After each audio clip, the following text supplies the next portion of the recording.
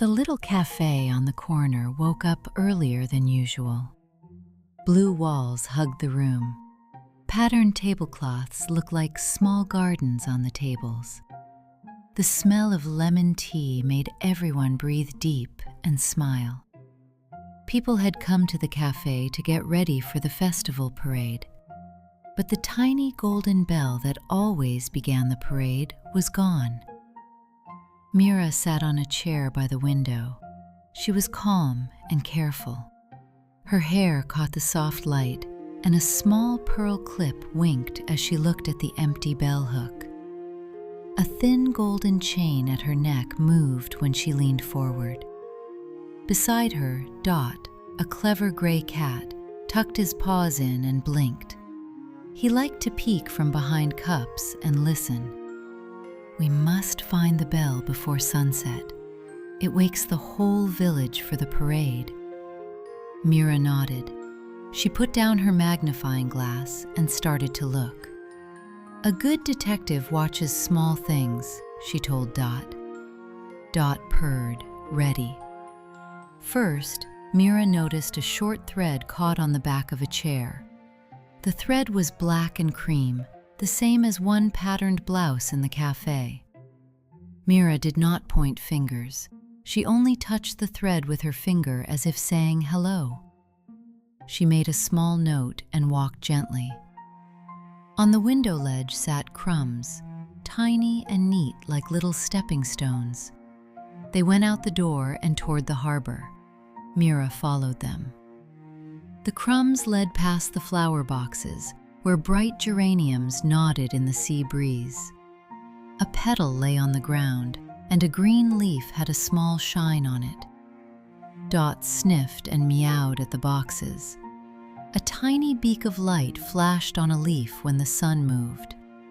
Someone had climbed here, she thought. By the harbor, an old boy had been drawing with chalk.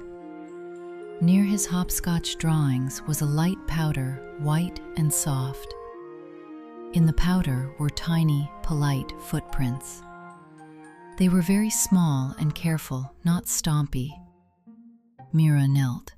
The prints were round and neat. Dot tapped one with his paw. The paw left a soft print, and Dot looked pleased. More clues led to the bakery. The bakery always smelled like warm bread and cinnamon.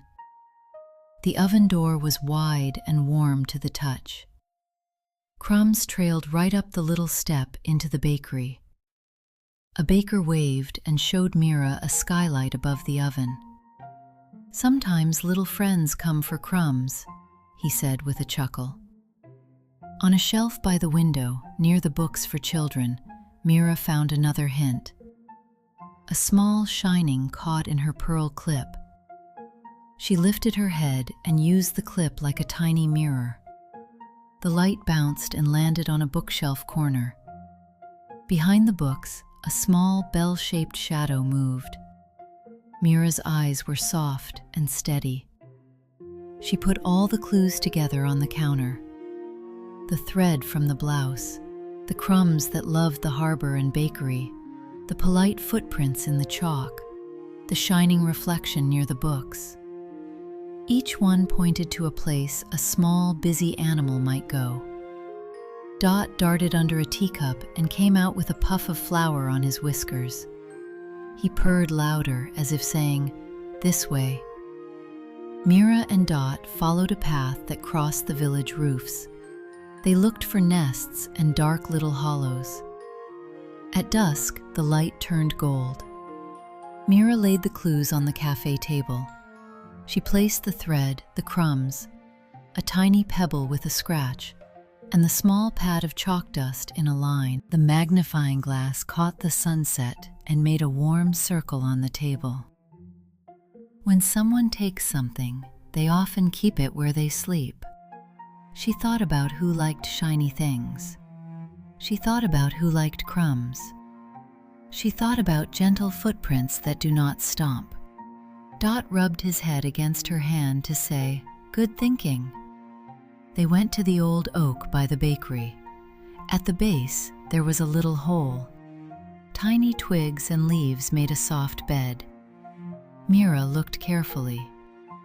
Inside, tucked into a nest of moss, was the bell.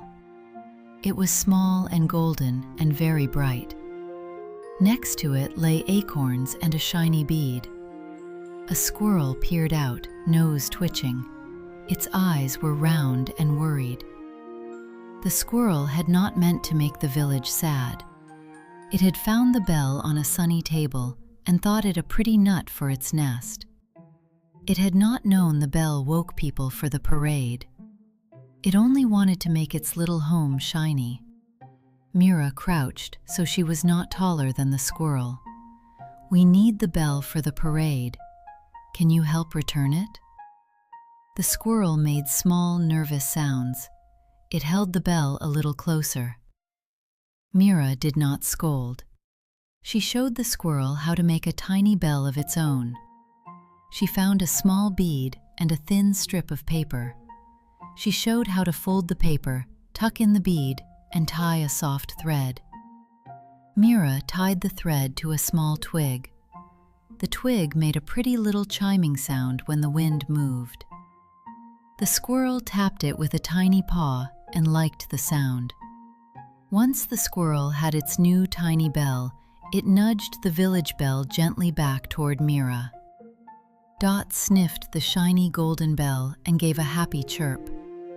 Mira took the bell and held it up to the sky. It caught the last light of day and flashed like a small sun. Back at the cafe, everyone cheered when the bell rang. The parade started with bright ribbons and laughing feet. Mrs. Tilly poured lemon tea for Mira and Dot. The squirrel watched from the oak with its new bell hanging in the nest. People learned something that evening. Mira taught them to look closely at small things and to ask before they are angry. The village learned to be kind when someone makes a mistake, even when the mistake costs a parade bell. Mira smiled.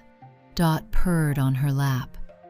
The town had its music again because someone looked carefully and another showed gentle kindness. Look carefully. Small things can tell big stories. Be kind when someone makes a mistake, and you will find a gentle way to fix it.